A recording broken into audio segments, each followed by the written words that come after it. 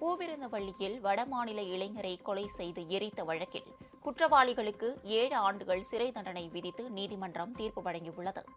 மேற்கு வங்க மாநிலத்தை சேர்ந்த பிரதீப் அம்பத்தூரில் உள்ள தனியார் நிறுவனத்தில் வேலை செய்து வந்தார்.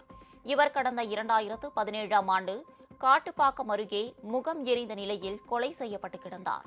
இந்த வழக்கில் சென்னையைச் சேர்ந்த ஹரிகுமார், அன்சாரி, ராஜூன் கின்கு உள்ளிட்ட 3 பேரை போலீசார் கைது செய்தனர்.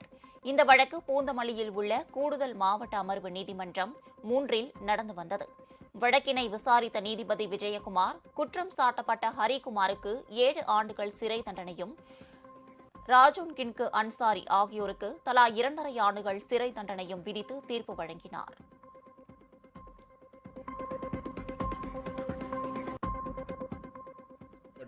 முதல் குற்றவாளி ஹரிகுமாருக்கு இந்திய தண்டனை சட்டம் பிரிவு 304 பகுதி 2இன் படி 7 ஆண்டுகள் கடுங்காவல் தண்டனையும், அந்த குற்ற வழக்கில் சம்பந்தப்பட்ட தடயத்தை அழித்ததற்காக இந்திய தண்டனை சட்டம் பிரிவு 201இன் படி 2.5 ஆண்டுகள் கடுங்காவல் தண்டனையும், மற்ற 2 குற்றவாளிகளான ராஜு கிஷ்கு, மொஹிம் அன்சாரி ஆகிய இருவருக்கும் குற்ற தடயத்தை அழித்ததற்கான குற்றமான பிரிவு 201 இந்திய தண்டனை சட்டத்தின்படி 2.5 ஆண்டுகள் கடுங்காவல் தண்டனையும் விதித்து தீர்ப்பளிக்கப்பட்டது. பொறுப்புடன் சாட்சிகளை அழைத்து வந்து இந்த வழக்கு விசாரணை நடத்தப்பட்டு விரைவில் தீர்ப்பு வழங்க எனக்கும் நீதிமன்றத்திற்கும் மிகவும் உதவிகரமாக இருந்தார்கள்.